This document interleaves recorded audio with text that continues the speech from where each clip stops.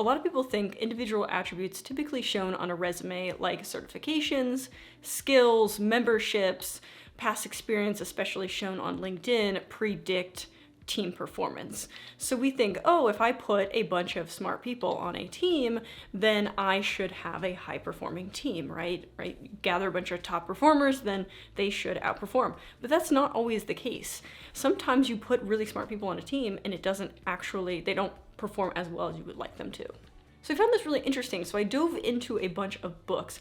A lot of books with the words potential in them, a lot of really popular team building books like The 5 Dysfunctions of a Team and The Culture Code to figure out what attributes actually predict team success. But I didn't just want to focus on these books. I also wanted to look at books in the sense of sustainability and how to design a workload after you have built those foundations of your team, and kind of look at how do you build the work, how do you manage the work and make it sustainable so you don't hit burnout, some of those other things that can kill a team. Now, in Shawn Achor's book, The Big Potential, he actually talks about what attributes predict a high-performing team.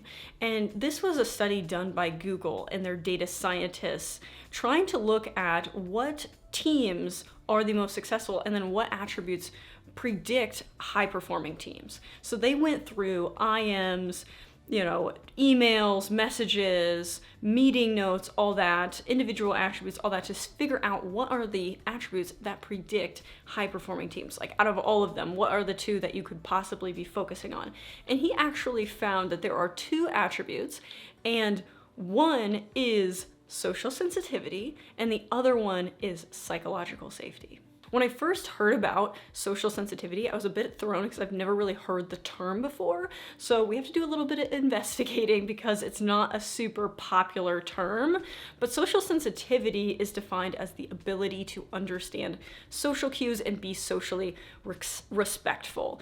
And this was a definition pulled straight out of The Big Potential. Again, Shawn Achor, he's a positive psychologist, all about, positive psychology.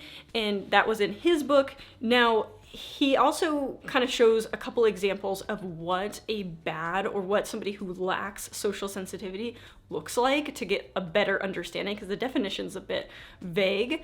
Now, this is somebody who interrupts, or somebody who has low social sensitivity. It would be somebody who interrupts and talks over their coworker.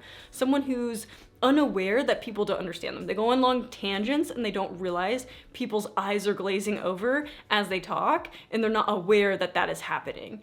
And also, they give lots of unsolicited advice. Now, the key word here is unsolicited, because you can give somebody advice, but if they're not asking for it, it can come across very socially inept.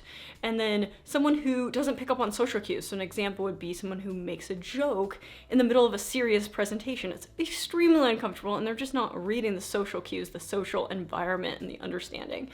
And also the last example I have here is someone who's unaware that their email comes across as rude or accusatory. Someone who's not picking up on those kind of cues or changing their language to make it be socially respectful for the team. But again, you're going to start hearing the key words here are the unawareness, right? You're unaware. It's not necessarily that you're doing bad things, but you're unaware that you're doing these bad things. And that's showing lack of social sensitivity. It's showing lack of social awareness as well. In another book called Hidden Potential by Adam Grant, who's an organizational psychologist, so he's focusing on psychology within the workplace, he actually talked about, in his recent book, Hidden Potential, he talked about this study that was done by Anita Woolley and Thomas Malone, where they found that when they added women to a team, the team became smarter. And they used the word collective intelligence. The collective intelligence went up, therefore the team smartness, it's kind of a fancy word for team smarts, went up as well. And they found that that's kind of strange, right? So they redid the study twice because they're like, why are we finding that when you add women to a team, the team intelligence goes up?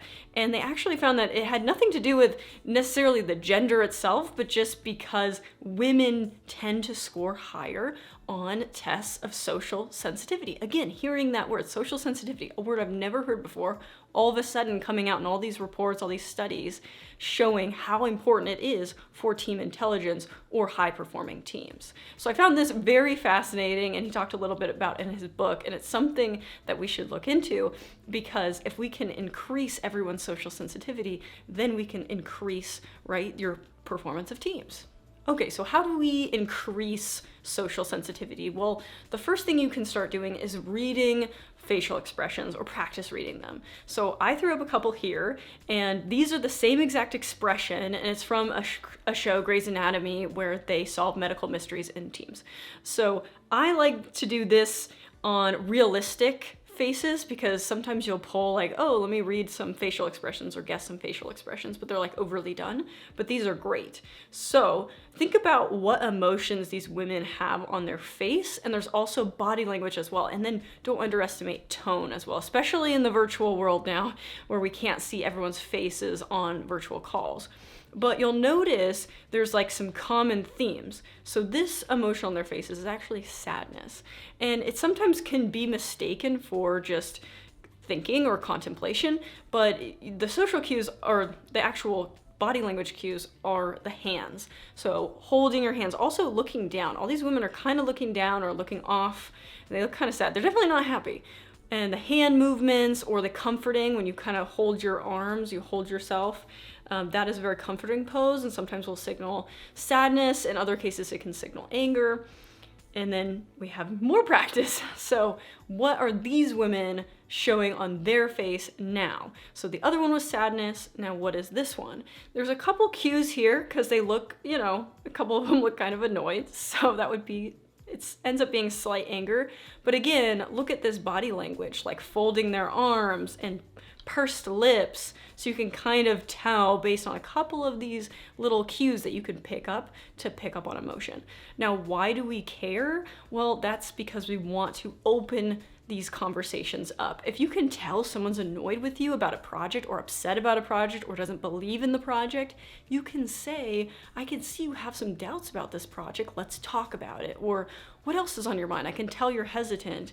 And you can start having these open conversations before they become a problem down the road, when you didn't really have buy-in from your members because you assumed they were all on board, but then they weren't. So that's really nice that you can kind of pull these issues upstream if you can catch on to social cues and emotions early on. And another way that you can increase social sensitivity is actually by over-communicating your listening. And that's basically saying, start using a couple of these tricks. One is to paraphrase. So you could say, what I'm hearing you say is blah, and you basically repeat back to them. That can have somebody make them feel very heard, very understood, and then if they don't understand you, they have an opportunity to tell you that you're not understanding them correctly. Expansions are another great way to say, hey, tell me more about this. Oh, I heard you say this word. What does that mean? And kind of give them area to talk more about a subject, and then you'll get more facial cues and more things you can pick up on, more tones. And then the last thing is to use sounds. So you could say, yes, gotcha, in the middle of their sentences to make them feel heard as they're speaking. So that's a little bit about social sensitivity, how we can increase it, and why it's important. Now we know the second attribute of team success, or predicting team success, is actually psychological safety. So let's take a look into that. So the definition, at least one of the best ones I pulled out of a book, is the belief that you won't be humiliated for speaking up with ideas, questions, or mistakes.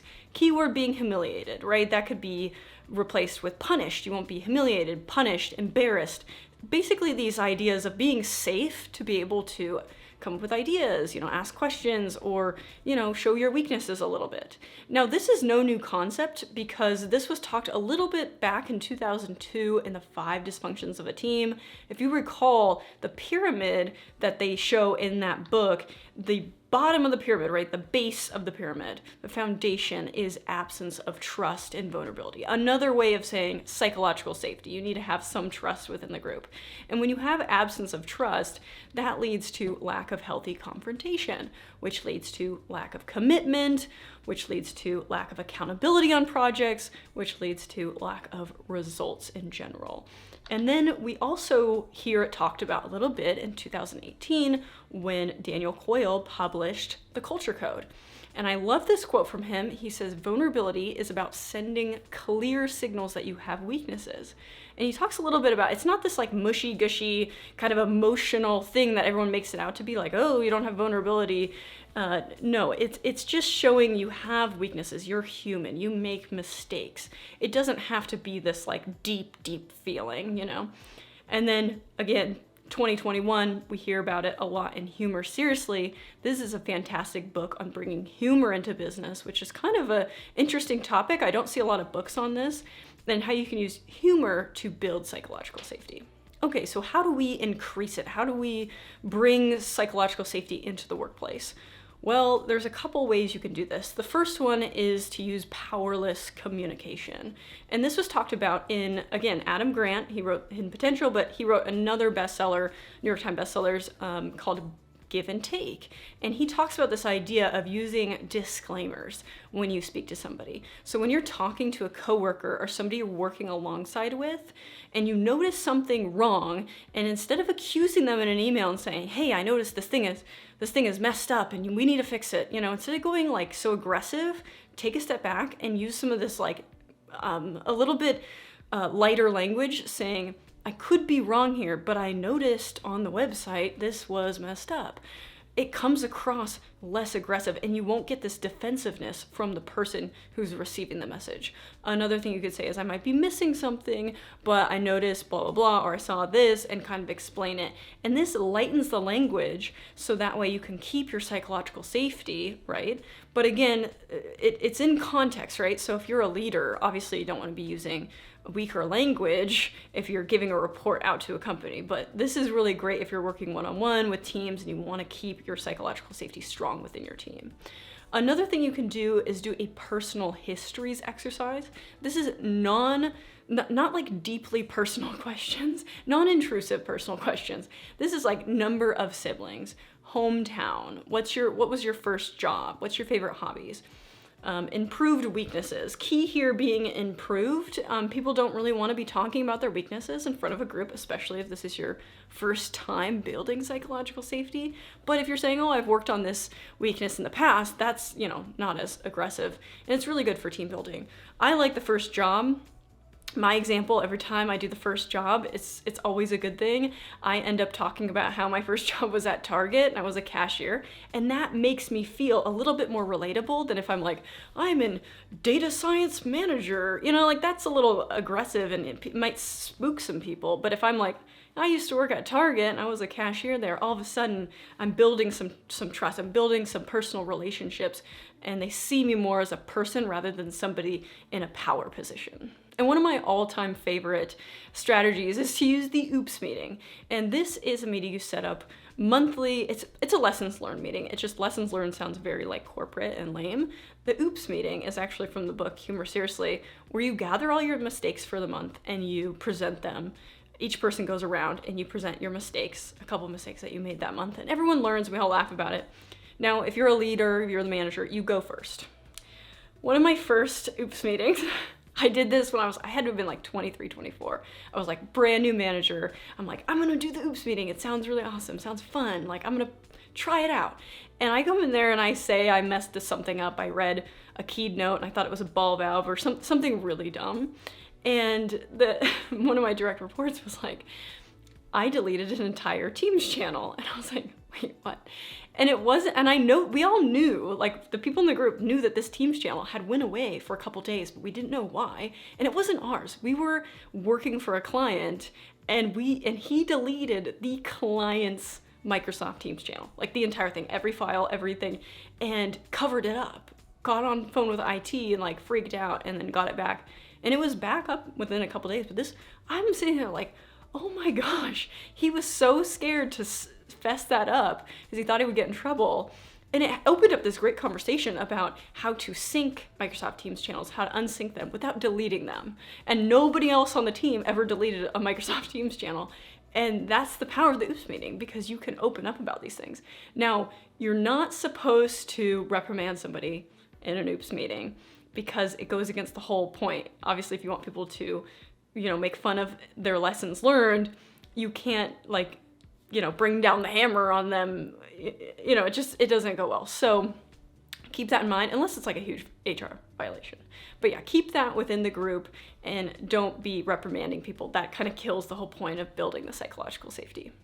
Now, some people actually end up breaking psychological safety, and I like to find these individuals, and the best way to do it is to do a bunch of meeting maps. Now, what's a meeting map? It is basically where you map out what is happening in a meeting. So this is an example of like Liz talking to Ryan.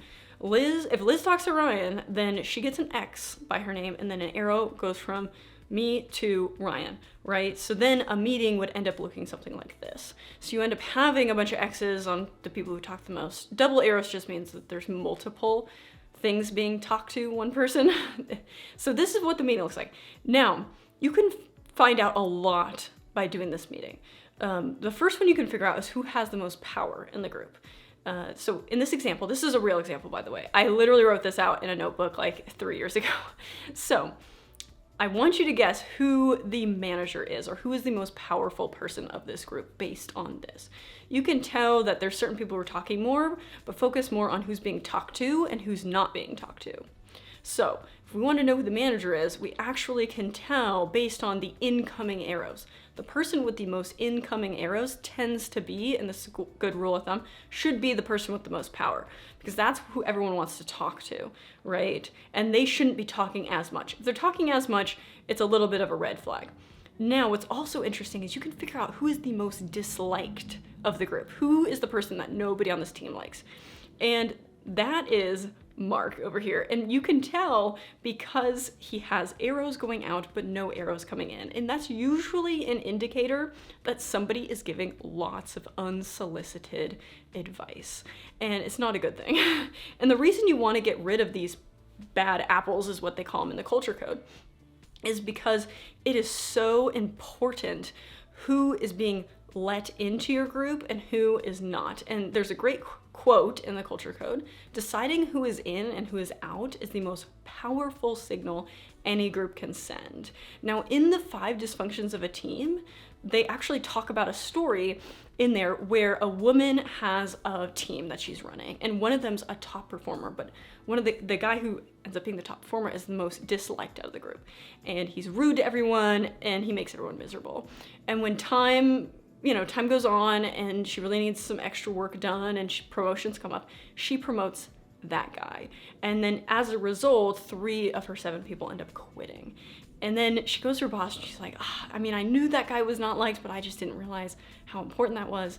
And her manager ends up firing one of them. Now, you would think it would be that guy who makes everyone miserable. No, he ends up firing her because she underestimated the importance of social connection on her team, and then ended up ruining her team, or breaking basically all their psychological safety by promoting the guy who she didn't want any of the attributes to be represented. So it's a fascinating story, and if we go back, this is exactly what happened to this team. That year, this guy, Mark, the most disliked, ended up being promoted. And what did I do? And what did another person do? Well, we left. So it's so important that if you are going to promote somebody, if you're going to let somebody in your team, that sends a signal to everyone else on the team, and you just need to acknowledge that. So that is a little bit about psychological safety, how you can build it, why it's important. So we talked a little bit about social sensitivity and psychological safety, and those are the 2 key attributes that predict high team performance. Okay, so now that we have built the foundation of the team, again, I wanted to show these books on productivity, how to optimize work, how to design work, those types of skills now that we have a functioning team socially. And the first book, and I think if you're gonna buy any book on optimization of team and work and actually showing the work of a team, it is this book called Making Work Visible. And she's got a great quote. It says, when we can't see our work, we are blind to our own capacity. So this is all about visualizing your team's capacity, visualizing what your team is doing, and using those visualizations to pull out any inefficiencies. And she is a huge fan of Kanban boards. So if you're unfamiliar with a Kanban board is, it's actually Japanese for signal card. And you essentially write every task that you need done, and you put it on a to-do column. So you have 3 columns: to-do, doing, done. You can make as many columns as you want, but this is just for simple terms. Every task goes on here. You assign it to a person, and then when the person is doing it, they move the task to doing. And then when it's done, they move the task to done, and then more tasks come into to do, and some move into doing, and it just becomes this kind of chaos of work, but at least you can visualize what is kind of in what status. But she takes it a step further and she recommends actually assigning tags or categories to each one of her cards, right? And so she has unplanned work, planned work, maintenance. So unplanned and planned is pretty obvious, right? You've planned it, it's a goal. Maintenance is more of like you built something and you need to maintain it, you need to give people access to it, that kind of stuff. Improvements, that's any improvements that would be learning, that would be improving a tool, that kind of stuff. And then unknown dependencies are when you go to work on something and you realize, oh no, I actually need to get access to this before I can pull the data. That's an unknown dependency. You can't actually do the work until you go do something else and you didn't know it existed prior. Now, the reason she wants you to categorize it is because you might have work that looks like this. You think, oh, my team, oh my gosh, doing so much work. Everyone's tagged on these little cards. Great. They're doing great. But why isn't the work getting done? Why am I not seeing these massive results? And when you start to organize them, you can start to see, oh, green, I'm having a lot of unplanned work, which is just people pinging you and stuff that's not on your like OKRs, not your KPIs, not your goals for the quarter, but just random people going, hey, can you send me this? Can you do this? Oh, I need you to write this report. So you can tell this team is actually not as productive as you might think because they have a lot of cards, but a lot of these cards are actually unplanned cards, right? So then you can start to dive in to see what inefficiencies are bugging your group. But again, this is like Post-it notes, right? So how do we put this into actual practice? What I like to do is I do a virtual Kanban board. And so you can see right here, it's gonna look very similar, but now it's a little bit more realistic, right? That was just kind of more for theory. You have backlog, which is my to-do. You have a bunch of stuff in backlog, that's one column. The next column is in progress. So that's stuff I'm working on. Completed is the next one, and then graveyard. I love using graveyard. It actually comes from my manager, and he put graveyard on here. It was the funniest thing because it actually comes from a card game called Yu-Gi-Oh! But so if you recognize that, that's where that comes from. But it actually means like projects can go there, they can kind of die, go to the graveyard, and they might come back to haunt you. It's kind of how I think about it. So that's stuff that you thought about doing, and then you don't really want to put it on your to-do because it's kind of on this dead island and it might come back, you might bring it back, who knows. So I like to have that on there as well. But what you do is you have a card for each task. Each task can be, I usually have a rule of thumb if it's over 15 minutes, then it goes on the board. But sometimes I will break that rule and do it if it's a 5-minute task because I want to, if they're piling up, then I want to showcase, hey, I did 30 5-minute tasks, that adds up after a while. So it really depends on what you want to do. This is my personal Kanban board, but you can see I tag them as improvements or planned work, unknown dependency, like right there, it's a security training. Didn't know I needed to do that. And then you could filter. So I could filter for unplanned work and show my manager and be like, hey, look at all this unplanned work. Can we work on this? And it just is so smooth, which is really, really nice for when you want to showcase your work. And my manager can go in here, he can see all the things I'm working on. Now, I do recommend in the in progress, you can only put 2 cards in there at once. Have a limit, whether it's 2, 3, whatever, but have a limit. You can't have a bunch of stuff in progress. And sometimes, especially in Microsoft Loop, this is a Notion board, but Microsoft Loop is great. It just came on maybe a couple months ago. And that's great because you can actually send people your live Kanban board and they can add it to your board. So sometimes I'll send out my board, just be like, add it to the board. And that sometimes is enough for them to cancel the request in general. Because they'll be like, oh, she's got like 17 things on her backlog. Like, never mind, I don't need it that badly. So it's really great for communicating and working with teams. Not everyone is super into this high visibility, right? Like you can assign people on here and have it as a very live board where everyone sees what everyone's working on. I've done that before, but I also have had people where they don't want that so visible to other people. So they'll have individual ones and then we just meet and then go over the Kanban board. So that's something I like to do as well. So it's kind of up to you how you want to play around with it. So with all this work, where does learning come into play? Now, we had that improvement section, right? You can tag a task as improvements, and that's how I would recommend tracking it. I also recommend time blocking learning. A lot of times learning will be on the back burner and you'll be like, oh, I'll get to it eventually, and then you never do. So I recommend blocking it early in the morning or setting aside maybe Friday afternoons for it, that kind of stuff, and just make sure it doesn't get overtaken. The other thing you could do is actually have people on your team teach each other. There's a thing called the protege effect, and it is where if you teach something, you'll learn it better. So if you want somebody to get better at a skill, have them teach that skill. I can guarantee you they will get slightly better at it just by teaching it. It's something very studied. Look up the protege effect. It's very interesting. There's so many studies on this. The other thing to notice is beware of context switching. Context switching is when you have a couple tasks and when you switch between, let's say, learning how to use Power BI and then an actual project that doesn't use it, there's like a 20, 30 minutes of a switch between the tasks that like mentally you're trying to get, okay, what was I doing again? What do I need to pull up? And it's just like this almost like brain fog that comes with switching tasks. So make sure you're not like overdoing too much learning.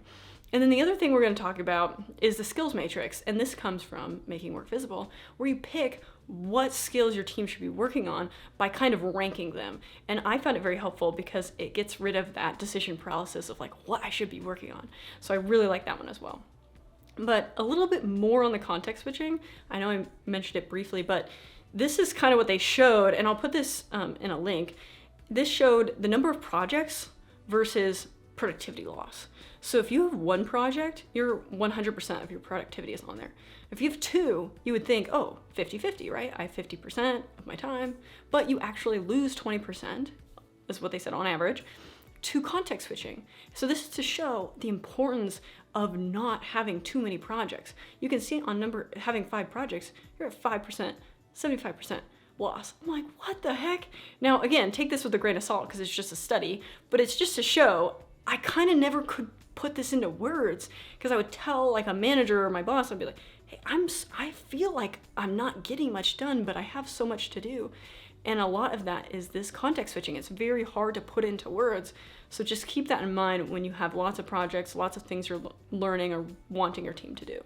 Now, the skills matrix is also very fascinating because I used to struggle trying to figure out what I should be working on or what my team should be working on and figuring out what skills we should be working on because there's so many different skills. So this was in the book. It was phenomenal. It's called the skills matrix. You put everyone's name on here and you could do it for your team that you're directly managing, or you could do it for yourself within the team that you are in. It works for anybody. You put everyone down and then you put all the different applications, all the little skills, technical, you could even put like social skills on here, whatever you want. I just put on icons because they're cute and nice.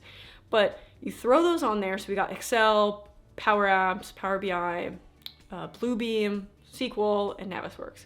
Kind of random, but I'm in data science and construction, so you might notice a couple of these are kind of geared more towards that.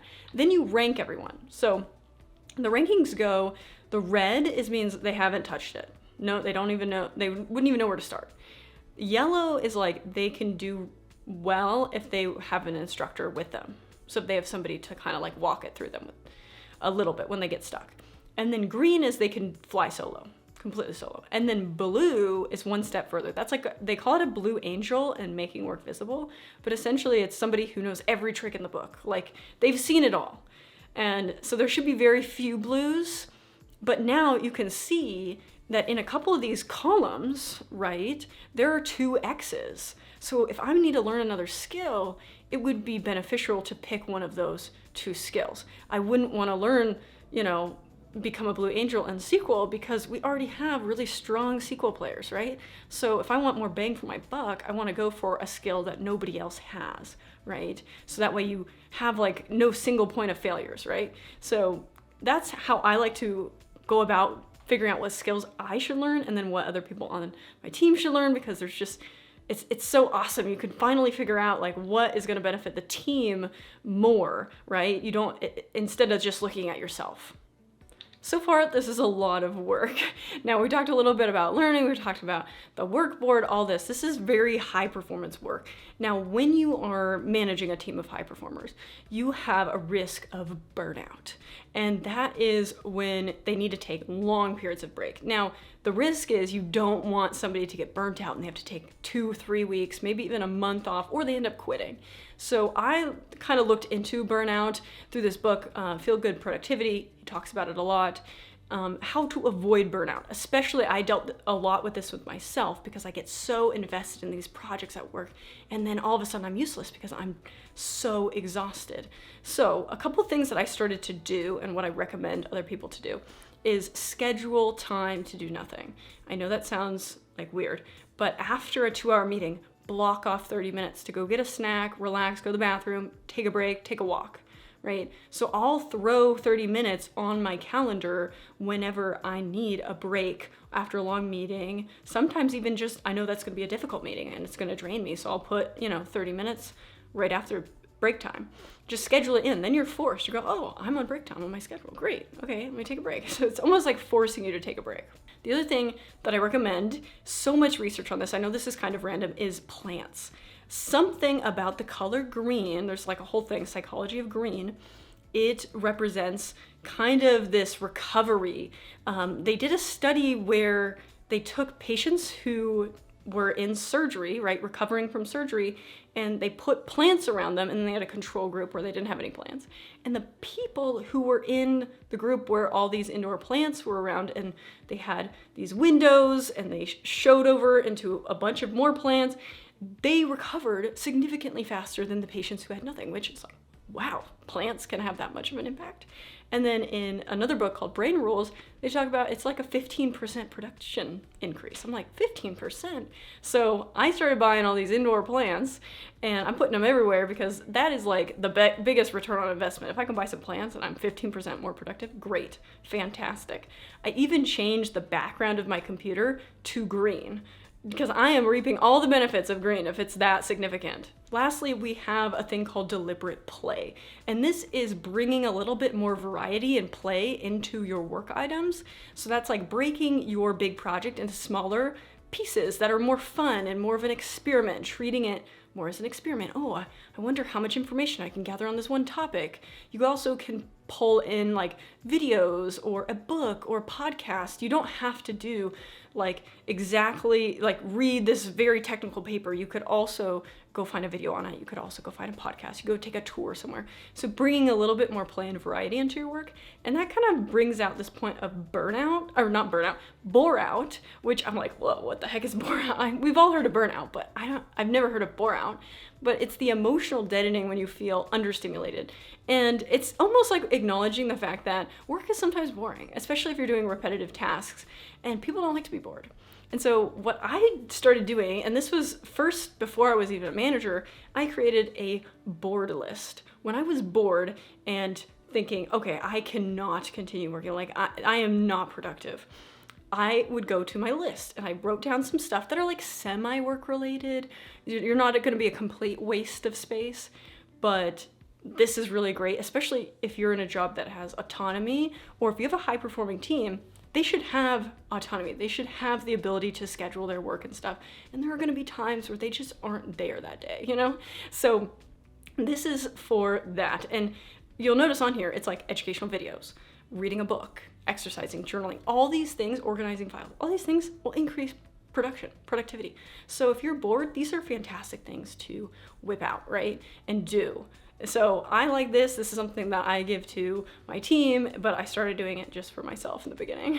And that wraps everything up for the hidden potential of small teams. We talked about meeting maps. We talked about women on teams, social sensitivity, psychological safety. We talked a little bit about making your work visible using Kanban boards, OOPS meetings, everything, all the 9 yards. So I'm hoping this is like an overwhelming amount of information, but it's okay because you can just pull from the toolbox. You don't need to try every single thing. You can pull one thing, try it with your team. If it doesn't work, it's no big deal, So it's almost like here are a bunch of tools that I've seen throughout these books.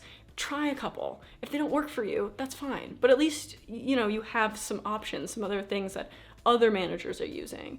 And I know I talked a lot about these other books. I do have one book review of the Feel Good Productivity book by Ali Abdaal. Fantastic book for if you're looking for productivity and some tips and tricks that he has, that he uses. I talked about a couple that he has, but not everything. So I will link that up here so you can check that out. It's a full review. Otherwise, I will see you guys next time.